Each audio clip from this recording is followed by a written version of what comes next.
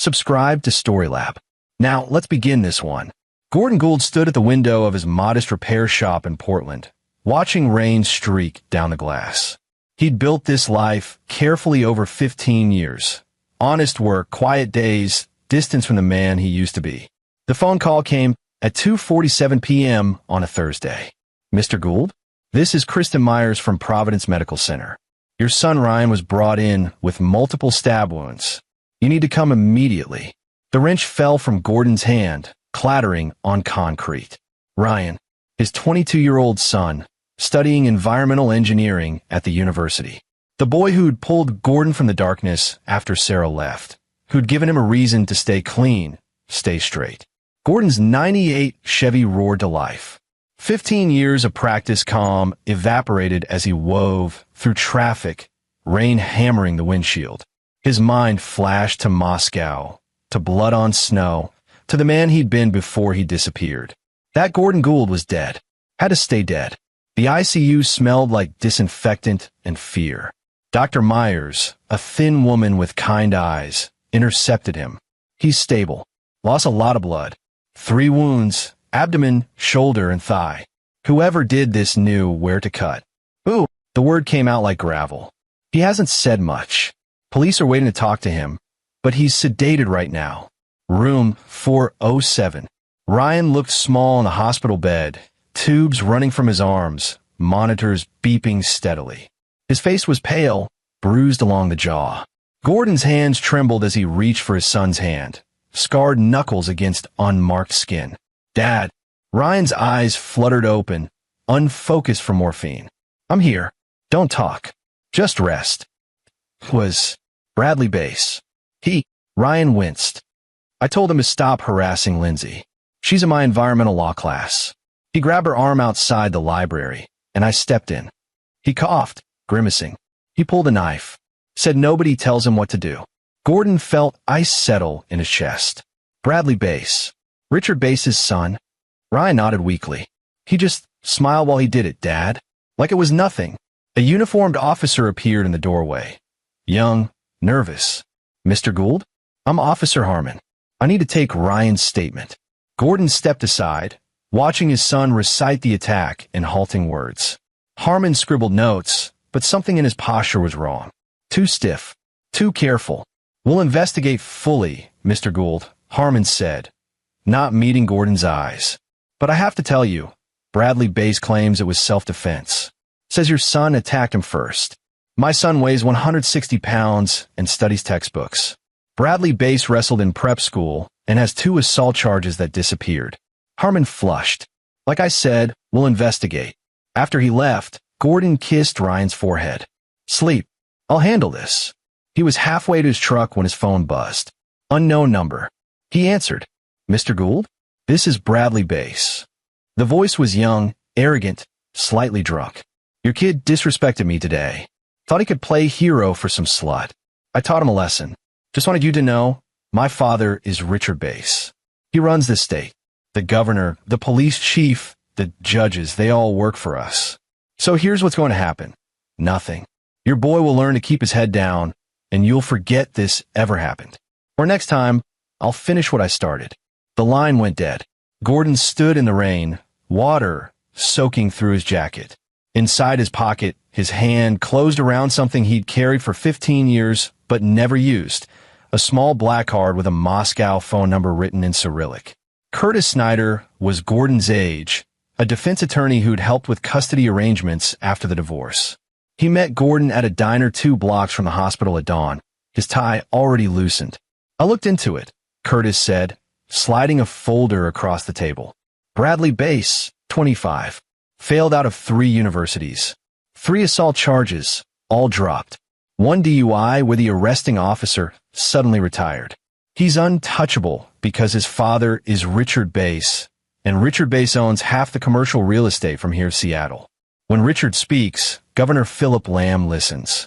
Gordon flipped through police reports that have been sanitized, witness statements that vanished. What about the girl? Lindsay Harden. She's terrified. Won't talk to police. Can't blame her. There has to be something. Curtis leaned back, exhausted. Gordon, I've been practicing law for 20 years. This is how it works when you're up against real money. Richard Bass doesn't just have wealth. He has infrastructure. Police Chief Lloyd Webster plays golf with him weekly. The DA, Milton Grimes, got his campaign funded by Bass development companies. They're not going to touch his son. Gordon stared at his coffee. So Ryan gets stabbed, and Bradley walks free. I'm sorry. I really am. Gordon paid for breakfast and drove to the hospital. Ryan was awake, eating Jell-O with his good arm. A girl sat beside him, brunette, early 20s, eyes red from crying. Dad, this is Lindsay. She stood quickly. Mr. Gould, I'm so sorry. This is my fault. No. Gordon's voice was firm. You did nothing wrong. Neither did Ryan. I gave a statement to the police, Lindsay said. I told them exactly what happened. Bradley grabbed me, threatened me, and when Ryan intervened, Bradley attacked him. But the officer said without video evidence, it's just my word against Bradley's, and Bradley's lawyer already has character witnesses lined up. Ryan's jaw tightened. Dad, Bradley's bragging about it. He posted on social media last night, deleted it this morning, but people saw. He called me a bleeding heart liberal who learned a lesson. Gordon felt the old coldness returning, the part of him that had survived Moscow winters and worse. Did anyone screenshot it? Lindsay nodded, pulling out her phone. The post showed Bradley at a bar, holding a beer, smirking. The caption read, "Some people need to learn respect." Message delivered. Kitchen knife. Send that to me, Gordon said quietly. After Lindsay left, Ryan grabbed his father's hand. Dad, I know that look. Don't do anything stupid. I'll heal. We'll figure this out legally. Gordon thought about Bradley's voicemail, about Curtis's defeated expression, about 15 years of hiding. Sometimes the law isn't enough. Dad, rest. I'll be back tonight. Gordon drove to his shop and locked the door. In the back office, he opened a safe he hadn't touched in years. Inside was cash, a passport under a different name, and a black card. He stared at it for a long time. His phone rang. Unknown number again. Gordon Gould. The voice was different. Older, smoother. Richard Bass himself. I understand there was an unfortunate incident between our sons. Bradley tells me it was a misunderstanding. Boys will be boys. I'm prepared to cover Ryan's medical expenses as a gesture of goodwill. Let's keep this civilized. Your son stabbed mine and left a voicemail bragging about it. Bradley sometimes speaks rashly when he drinks. I'm sure he didn't mean. He meant every word. A pause. Mr. Gould, I've looked into you. You own a small repair shop. You're divorced. You live modestly. I'm offering you a way out of a very expensive legal battle you cannot win. Take the money. Move on. No. Richard's tone hardened.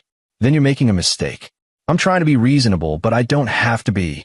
I can make your life very difficult. The shop, your lease, your credit, all of it can disappear. I own this city. You don't own me. We'll see. The line went dead. Gordon looked at the black card again. Then he dialed. It rang 4 times before a familiar voice answered in Russian. Proverka. Verification. Gordon responded in the same language. Words he hadn't spoken in 15 years.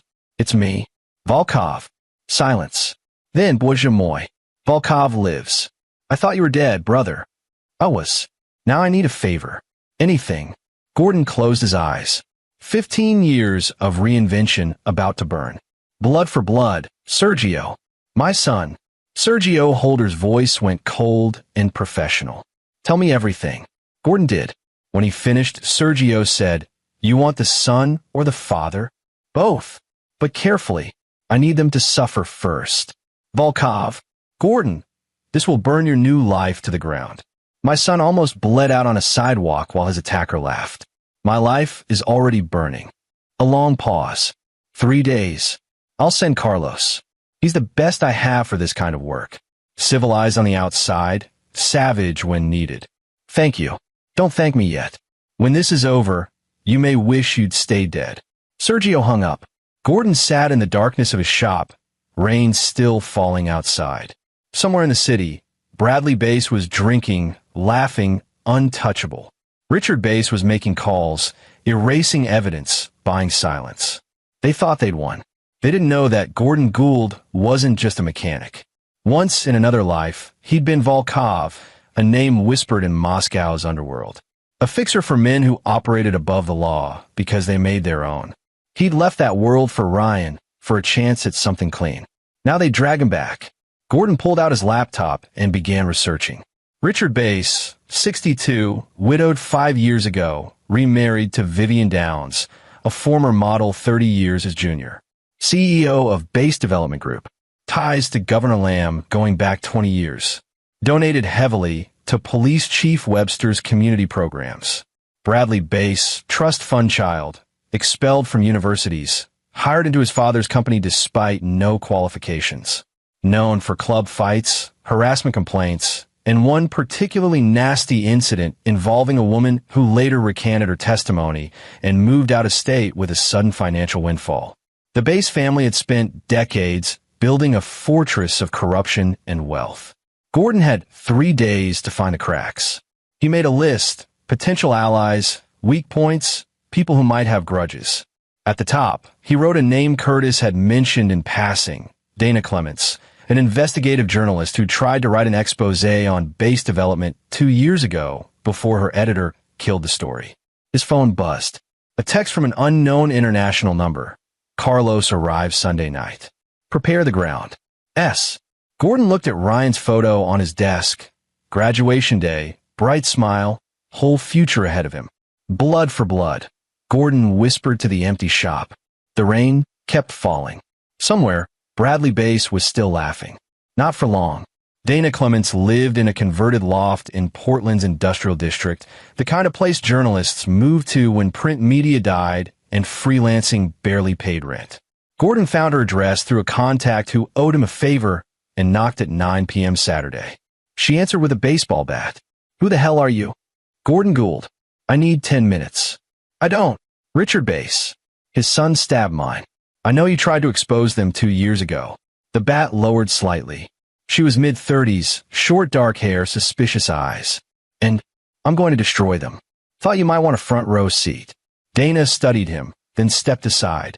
You've got 5 minutes, not 10. The loft was organized chaos. Pinned articles, photographs, conspiracy board red string connecting photos of Richard Bass, Governor Lamb, Police Chief Webster, and a dozen others. Gordon recognized the obsessive work of someone who'd been silenced but never quit. They killed my story, Dana said, pouring whiskey into 2 glasses. My editor got a call from the publisher, who'd gotten a call from someone in Bass's orbit. Suddenly, my exhaustive investigation into corruption and money laundering was unsubstantiated speculation. I was reassigned to fluff pieces. I quit. What did you find? She pulled a laptop from a pile of papers.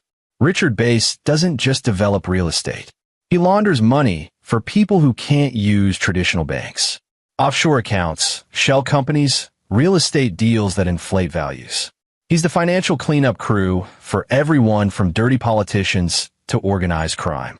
You have proof. Not enough for a story that wouldn't get me sued into oblivion or worse, but enough to know he's dirty. She showed him a spreadsheet, property transfers, company names, dates that aligned too perfectly. See this?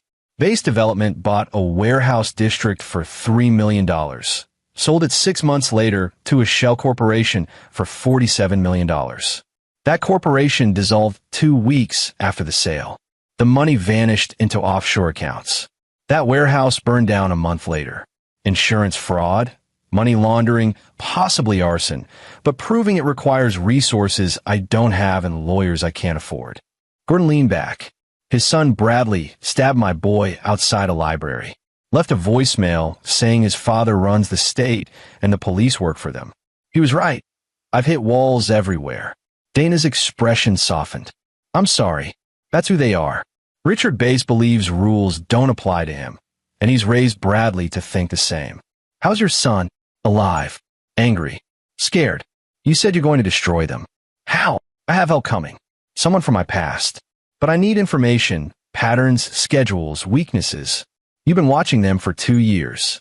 Dana poured more whiskey. Why should I trust you? Because they hurt both of us, and you're still digging even though no one's paying you. That's not about money. That's about justice. She laughed bitterly.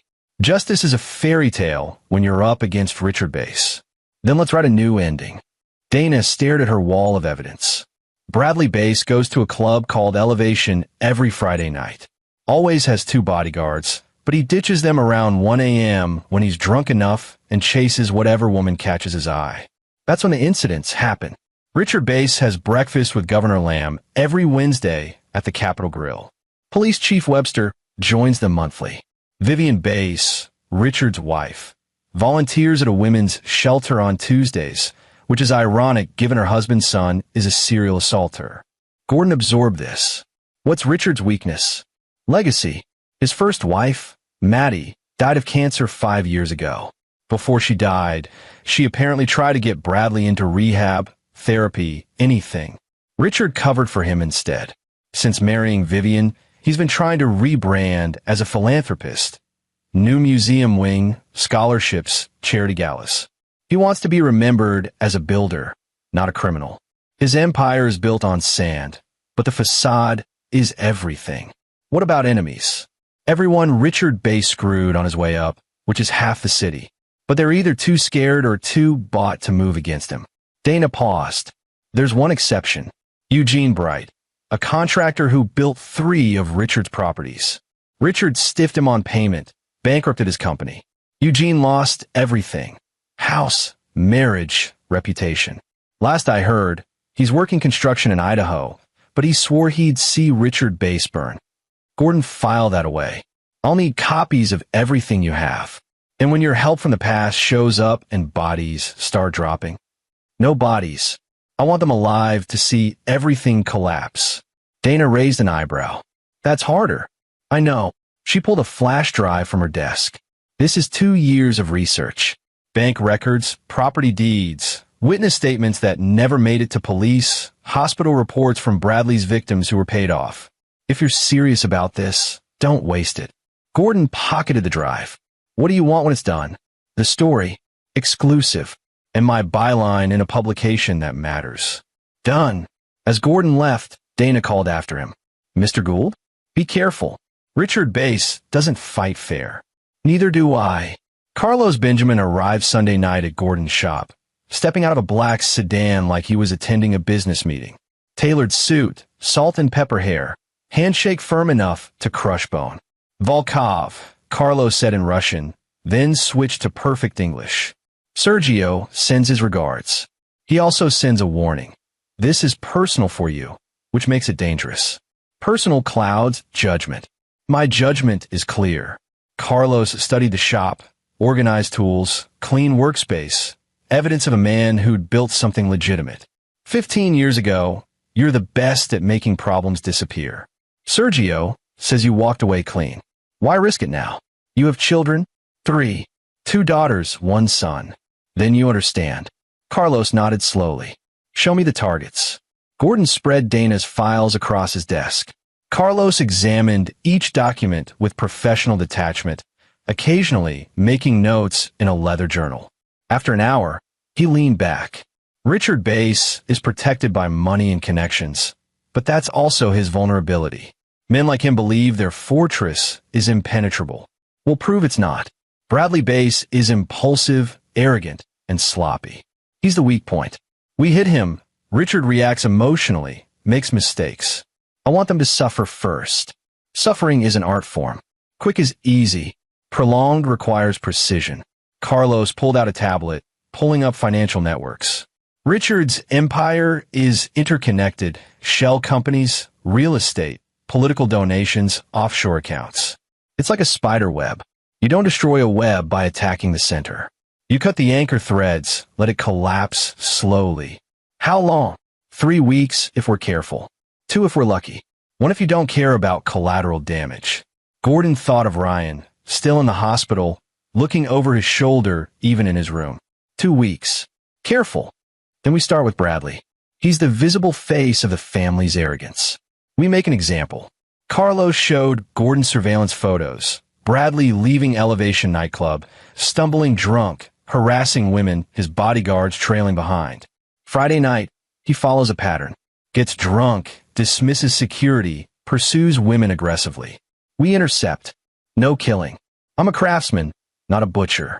Bradley Bass will live, but he'll learn fear. Carlos smiled coldly. Sergio also sent a gift.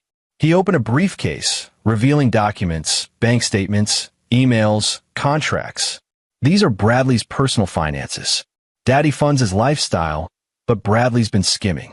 He's embezzled about $800,000 from the family company over 3 years. Small amounts, hidden in expense accounts. Richard doesn't know. Gordon felt a slow smile spreading. Patricide by proxy.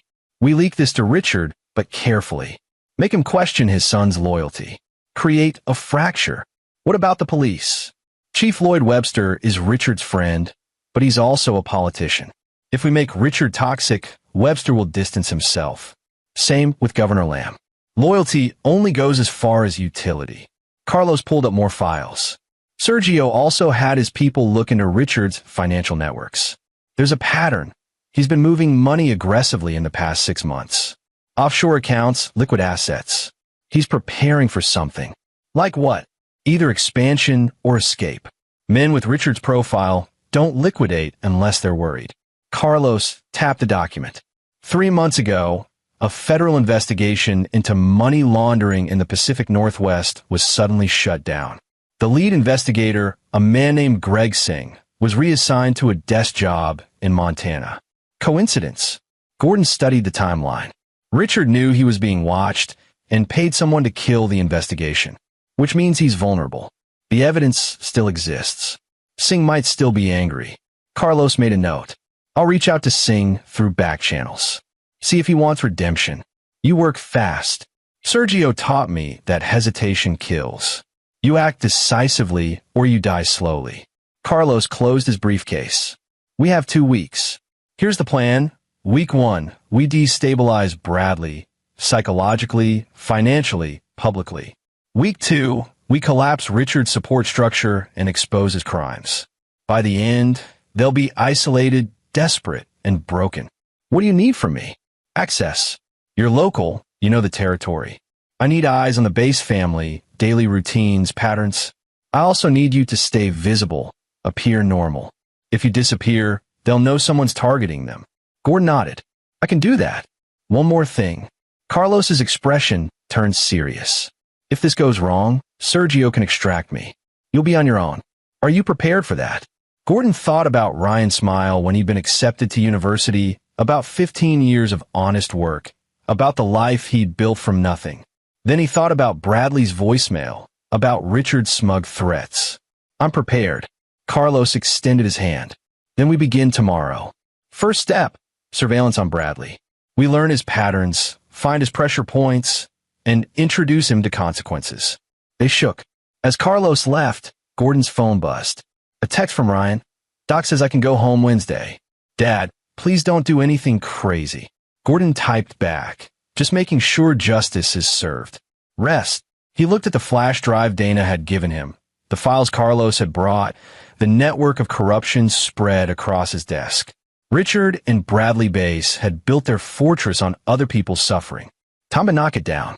By Wednesday, Ryan was home, moving gingerly around Gordon's apartment with a cane. The wounds were healing, but would leave scars. Physical reminders of Bradley Base's arrogance. Gordon made breakfast while Carlos sent updates via encrypted messages. They'd spent 3 days surveilling Bradley, his routines, his haunts, his vulnerabilities. Tonight was Friday. Bradley would go to Elevation, get drunk, and make his usual mistakes. Dad, you're distracted, Ryan said, pushing eggs around his plate. Just worried about the shop. Liar. You got that look. The one you had when Mom's boyfriend tried to steal my college fund. Ryan set down his fork. You did something about him. He left town and never came back. What did you do? Gordon had visited that boyfriend in a parking garage at 2 a.m., explained in detail what would happen if he didn't disappear. The man took the hint. I convinced him to pursue opportunities elsewhere. Dad, Bradley Base is being investigated. Curtis is filing a civil suit. The system is working. Ryan's eyes narrowed. The system protected him after every other assault. Why would this time be different? Because I won't let it be. Before Ryan could respond, Gordon's phone buzzed. Carlos, target is mobile. Elevation Club, 10 p.m. Your son okay? Gordon texted back. Yes. Proceed as planned. At 9:30 p.m., Gordon drove to a parking structure 6 blocks from elevation. Carlos was already there, dressed casually, watching a tablet displaying camera feeds. Bradley arrived 20 minutes ago with his usual crew, Carlos said. 2 bodyguards, 3 friends. He's already drunk and handsy with the bartender. I have people inside. They'll document everything. If he assaults someone tonight, we'll have proof that can't be buried. And if he doesn't, then we create an opportunity for him to reveal his character. Carlos handed Gordon an earpiece. Listen and watch. Education in psychological warfare. Through the camera feeds, Gordon saw Bradley Bass clearly, tall, athletic build running to softness, expensive clothes, smug expression. He was grabbing women on the dance floor, laughing when they pulled away, buying rounds for his friends while ignoring staff. At 12:47 a.m., Bradley ditched his bodyguards and followed a young woman toward the exit. Carlos's operative, a woman named Jody, intercepted smoothly. Whoa, Bradley Bass, right? I saw your post last week. Some people need to learn respect. That was badass. Bradley's eyes lit up, drunk and stupid. Yeah, some college kid thought he could lecture me. I taught him a lesson. With a knife, right? That's so crazy. Jody played impressed, doe-eyed. He'll think twice before stepping to me again. My dad owns this city. I can do whatever I want. Jody's phone was recording every word. By 1:15 a.m., Bradley was bragging about previous assaults, about paying off cops, about his father's connections. Jody played him perfectly, laughing at his stories, encouraging his ego. When he got aggressive, she excused herself to the bathroom and disappeared. Carlos smiled. Got everything we need. Now, phase 2. At 2 a.m., as Bradley stumbled toward his car, 3 men stepped from the shadows. Not Carlos's people, real predators who saw an easy mark. They demanded his wallet, his watch. Bradley, drunk and belligerent, shoved one of them. Do you know who I am? The largest one punched him in the stomach. Bradley collapsed, gasping. Don't care who you are, the man growled. Give us your shit. Gordon watched from the camera feed as Bradley, the same man who'd stabbed Ryan while laughing, cowered on the ground, crying and pleading. The muggers took his wallet and Rolex before disappearing into the night. Carlos made a call. Now, a police car arrived within minutes. Not one of Webster's people, but a patrol officer named Aaron Goodman who owed Carlos a favor from years back. Goodman found Bradley on the ground, took his statement, and began processing the robbery. What Bradley didn't know, the muggers were Carlos's contractors. The watch and wallet would be returned to an evidence locker with tracking devices embedded, and Jody's recording had already been anonymously emailed to Dana Clements with timestamp verification. Phase 2 complete, Carlos said. Bradley experienced powerlessness. Now we make it public. Dana's article dropped Sunday morning on a respected independent news site. Billionaire's son brags about assault, claims father owns the city. The recording was embedded, Bradley's voice, clear and damning, boasting about stabbing Ryan, about previous assaults, about police corruption. Jody's questioning was edited out. It played like a monologue of arrogance. Within hours, it went viral. Hashtag Bradley Bass trended on social media. Ryan's story, buried by Richard's influence, exploded into public consciousness. Gordon watched the fallout from his shop. His phone rang. Curtis Snyder. Have you seen this? The recording. Just now. Gordon, this changes everything. The DA will have to act. Public pressure is enormous. Bradley's own words implicate him and his father in corruption. Good. There's something else. I got a call from the state AG's office. Apparently, a federal investigator named Greg Singh has reopened a money laundering investigation into Richard Bass. Someone sent him new evidence, bank records, property transfers, offshore accounts. They're convening a grand jury. Gordon smiled. Carlos worked fast. How long until charges? Weeks, maybe months. But the scrutiny alone will cripple Richard's operations. Banks are freezing accounts pending investigation. Governor Lamb just issued a statement distancing himself from Bass. It's a political bloodbath. What about Bradley? Warrant issued for his arrest on assault charges. Judge denied bail because he's a flight risk. Richard tried to call in favors, but nobody's answering. He's toxic now. After Curtis hung up, Gordon's phone rang again. Unknown number. You. Richard Base's voice was strangled with rage. This is your doing. I don't know what you mean. Bradley's arrest, the investigation, the article. You orchestrated this. I don't know how, but I'll find out, and when I do. Your son stabbed mine and bragged about it. He thought your money made him untouchable. He was wrong. I will destroy you. Your shop, your life, your son. Everything you have will burn. Gordon's voice went cold. Try. But know this. I've already destroyed you. Your political connections are abandoning you. Your financial empire is under federal investigation. Your son is in custody. And none of it required money or power. Just a truth you spent years burying. Richard's breathing was ragged. This isn't over. You're right. It's not. The line went dead. Carlos texted, Phase 3 ready. Vivian Base receives package tomorrow. Then we closed the trap. Gordon stared at his phone. In the hospital, Ryan was recovering, watching the news coverage with something like vindication. Bradley Base was in jail, his arrogance finally meeting consequences. Richard Base was scrambling, his fortress crumbling. But Gordon wasn't done. Men like Richard didn't just lose, they needed to understand why they lost. They needed to feel the same helplessness they'd inflicted on others. The real punishment was about to begin. The package arrived at the Base mansion Tuesday morning. Vivian Base signed for it, confused by the unmarked box. Inside were documents, financial records showing Bradley's embezzlement, evidence of Richard's affair with a company executive, and photographs of Richard meeting with known criminals laundering money through his properties. Attached was a note. Your husband built his empire on lies. Your stepson is a monster. How much did you know? Vivian called Richard immediately.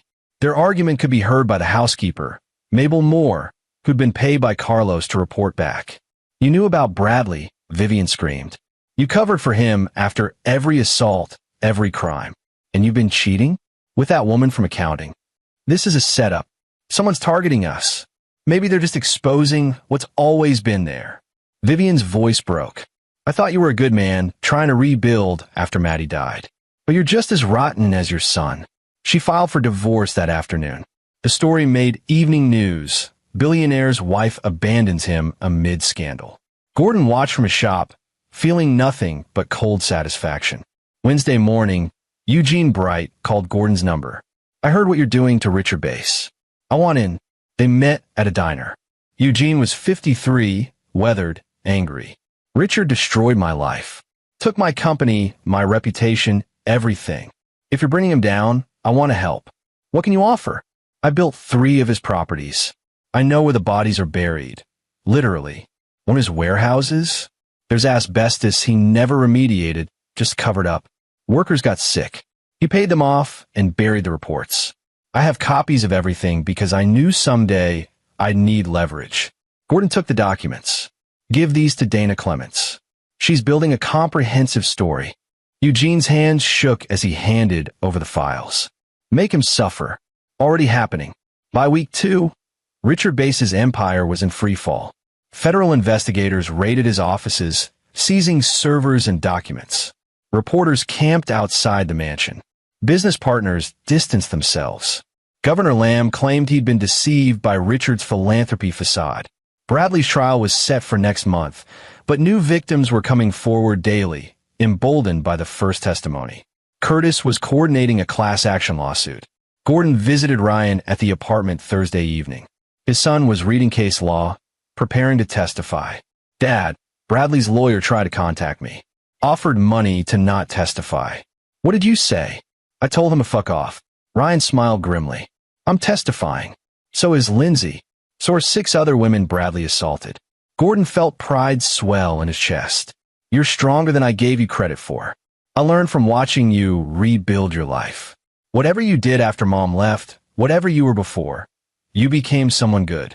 Someone who fixes things instead of breaking them. Ryan paused. Though I suspect you're breaking some things right now. Only things that needed breaking. Friday night, Carlos met Gordon at a warehouse on the outskirts of Portland. Inside were the final pieces. Documents proving Richard Bass had ordered arson to claim insurance money. Witness statement from contractors threatened into silence. Recordings of conversations between Richard and corrupt officials. Everything we need to ensure federal charges stick, Carlos said. Greg Singh is coordinating with the AG. Grand jury indictment expected next week. Richard will face conspiracy, money laundering, racketeering, and fraud. 30 years minimum. And Bradley. 7 assault charges, each carrying 5 to 15 years. He'll die in prison if all charges stick. Gordon looked at the evidence, 15 years of corruption finally exposed. It's done then. Almost. Carlos pulled out a final folder. One last gift from Sergio. Richard Bass tried to flee the country last night. Private jet to a non-extradition country. We tipped federal authorities.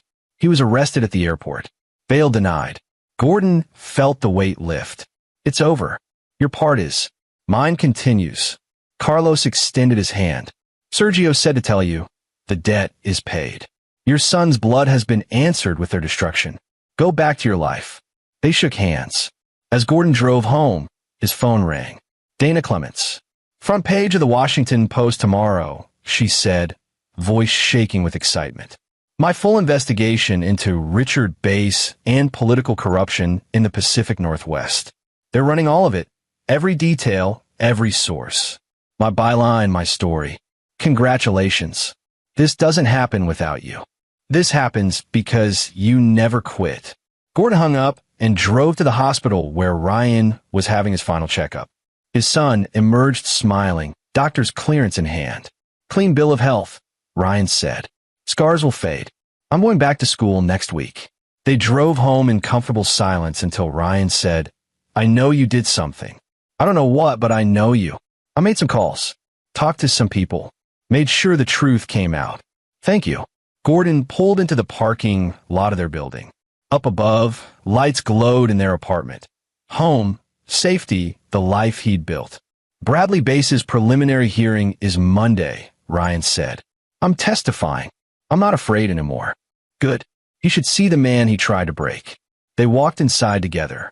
On TV, news coverage showed Richard Bass in an orange jumpsuit being led into federal court, cameras flashing, reporters shouting questions.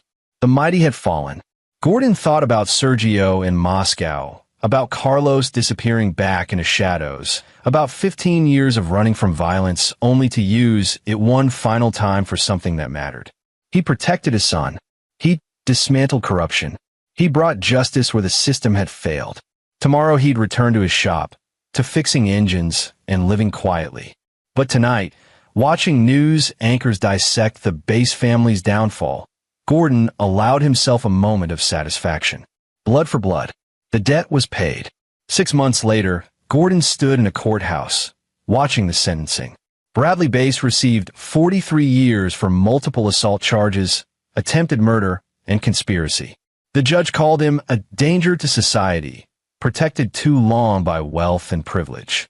Richard Bass received 52 years for racketeering, money laundering, fraud, conspiracy, and obstruction of justice.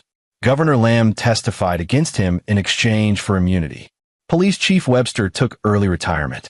Ryan sat beside Gordon, scars faded to thin white lines, eyes clear and focused. Lindsay Harden sat on his other side, their hands intertwined. As the bailiffs led the Bass family away, Bradley looked at Gordon with pure hatred. Richard's eyes were empty, defeated. Gordon felt nothing but cold finality. Outside, Dana waited with a camera crew. Her investigative series had won awards and a staff position at a major publication. Mr. Gould, any comment on the sentencing? Justice was served. That's all that matters. Sources say an anonymous tip to federal investigators started the investigation. Do you know anything about that? Gordon smiled slightly. I'm just a mechanic who wanted his son to be safe. The cameras followed him to his truck. Ryan and Lindsay drove separately to a celebratory dinner Curtis had organized, survivors and allies marking the end of a nightmare. Gordon's phone buzzed. A text from an unknown Moscow number. Well done, brother. The old ways still work. S. Gordon deleted the message and drove to his shop. Inside, everything was as he'd left it. Tools organized, Invoices filed, the quiet dignity of honest work. He'd been Volkov once, a name that carried weight in dark places. He'd used those skills one final time to protect what mattered. Now he was just Gordon Gould again. Mechanic. Father. Man who'd faced monsters and won. The shop phone rang. A customer needing an engine repair. Gordon answered, taking notes, quoting prices, scheduling appointments. Normal life. Earned through extraordinary measures. Outside, Portland rain fell soft and steady, washing the city clean. This is where our story comes to an end. Share your thoughts in the comments section. Thanks for your precious time. If you enjoyed this story, then please make sure you subscribe to this channel. That would help me a lot. Click on the video you see on the screen, and I will see you there.